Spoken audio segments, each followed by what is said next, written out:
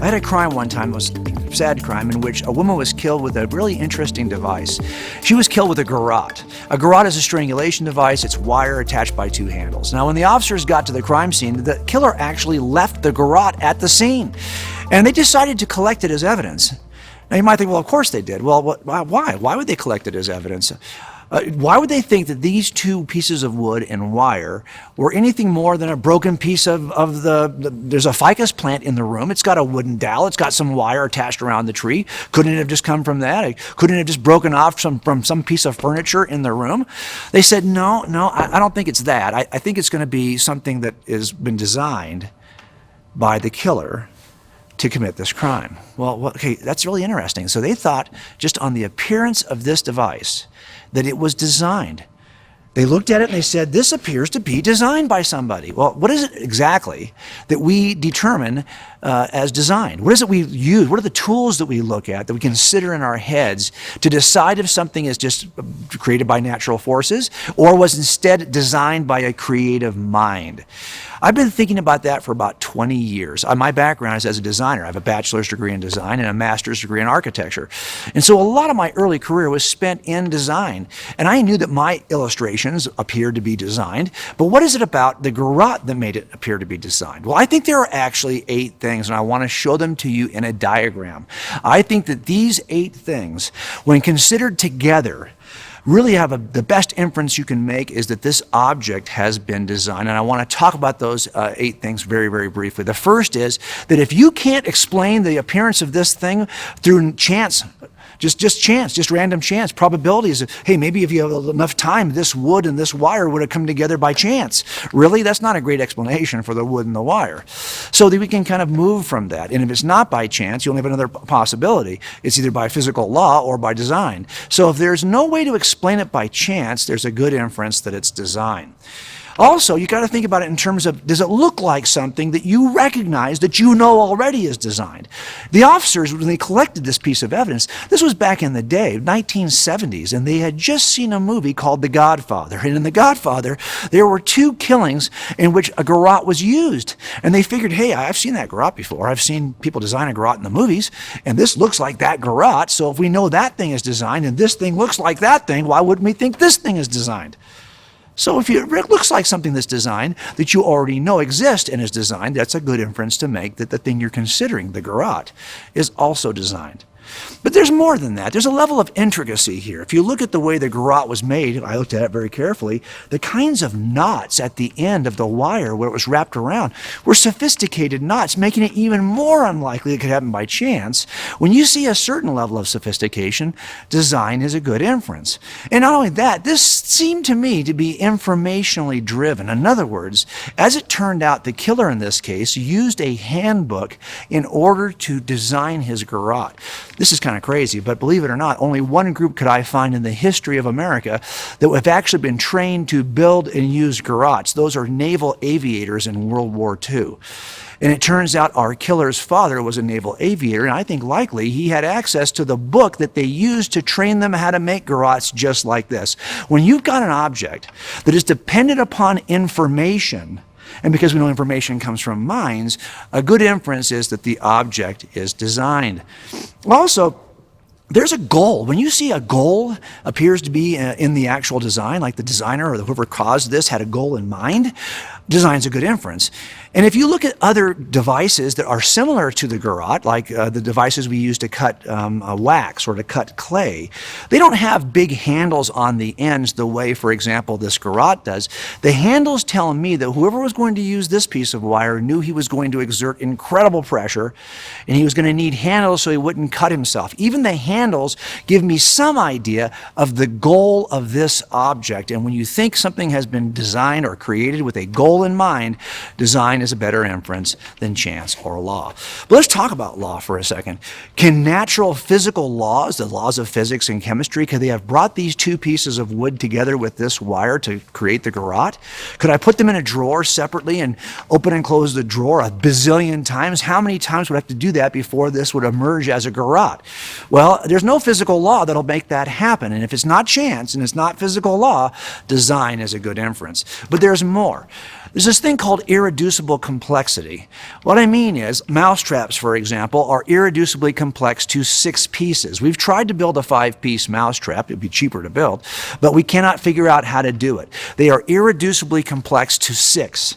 Our garrote is irreducibly complex to 3. Why that's important is the evolutionary processes have a difficult time explaining irreducible complexity. Remember, evolution is one mutation acted on over time, then another mutation, then another mutation. If the device we're looking at isn't even functional or operational until it has 6 pieces in place, well, then you know some slow, progressive creation process is not in place. You know somebody has put all 6 pieces of that mousetrap together at once.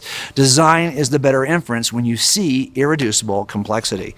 And finally, when you see that there's a choice of things that the designer could have used, but instead he decided to use this, and our killer used the garrote because he wanted to be quiet at the crime scene. He knew that the victim was living right next door to another set of residents, and so he wanted to use a quiet device. He thought he could strangle her before she would make a sound. The fact that he chose something specific to that location tells us that the best inference is a designer in this case of the weapon. Now, why do I spend all this time telling you this? Because I think there are things in biology that scream design. Even atheists will concede that there is the appearance of design in biology. Let me give you an example. The poster child of all of this is something that Michael Behe, a biochemist from Lehigh University, discovered years ago. It is something called a bacterial flagellum. I'll show you the diagram. This is a small device, a machine that exists in biology that we see at the molecular level. It spins a whipping tail and it mobilizes, it moves bacteria. It is a rotary engine. And as you look at this, you probably think to yourself, yeah, you know, it does look like a rotary engine. As a matter of fact, here's a diagram that shows it alongside man-made rotary engines. Now, what's interesting about this little device, which is created with 40 specifically shaped proteins that all have to be active together at the same time. A 39-piece machine will not work. You need a 40-piece machine in order for this to spin the tail. All of these, I think, scream design based on the template I just showed you. Here's the template laid on top of the bacterial flagellum. Can you see that chance is not going to explain this formation of proteins to make this little molecular motor? Also, it looks like something we know is, as a matter of fact, we were building rotary engines that looked just like this for years before we ever discovered this one in biology. Our rotary engines that look just like this are not copied from the bacterial flagellum. The bacterial flagellum actually looks like it's copied from a rotary engine. And if you know the rotary engine's design, why wouldn't you think this is designed? Not only that, there's a level of complexity in how this spins the rotor. It spins it by a chemical charge, electrical charge that's chemical, that is still under active investigation by biologists. It is a modern wonder of the universe. That kind of complexity is hard to explain from natural processes. Design is a better inference. And is it informationally driven? Yes, you already know. DNA drives all of this. It's DNA that actually instructs the construction of the 40 proteins to make the bacterial flagellum.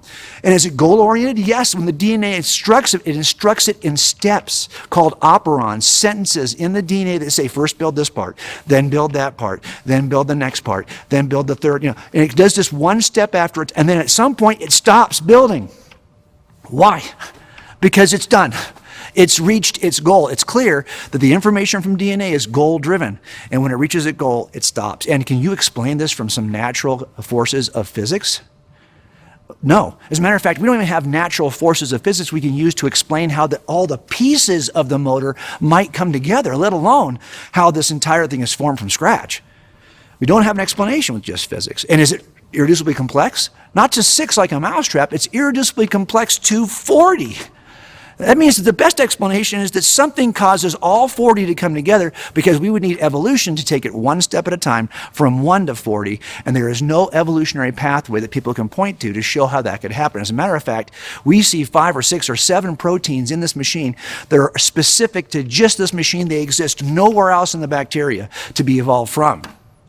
And finally, we're looking at, is it a selection process? There are lots of different molecular motors in biology. This one seems to be specifically chosen for this purpose in this organism. Now, why is this powerful? Think about it. How do we explain this by staying inside the room? If the best inference related to this machine is that it has all the attributes you see in the diagram here, all the attributes of design, the same attributes of design we had used to identify the garrote as designed. Why would we not think it's design? How do we explain design by staying in the room? Well, I can only see one potential explanation that's ever been offered, and that is that somehow evolution has co-opted something that is significantly robust. Typically in this case, it's something called a type 3 secretion system. I'll show it to you. This type 3 secretion system is similar in its appearance to the rotary motor, but the problem we have with this is that the type 3 secretion system also displays all the attributes of design. You can't borrow something designed, add a few pieces, and then say we have something that's not designed. But worse yet, we now know by dating these two small machines that the bacterial flagellum is actually older than the type 3 secretion system. So we don't have an evolutionary process that jumps up. By the way, that process is called co-option. So if you look at this diagram, how in the world are we going to explain this by staying inside the room? We have to hope that some evolutionary explanation will emerge, but it's not.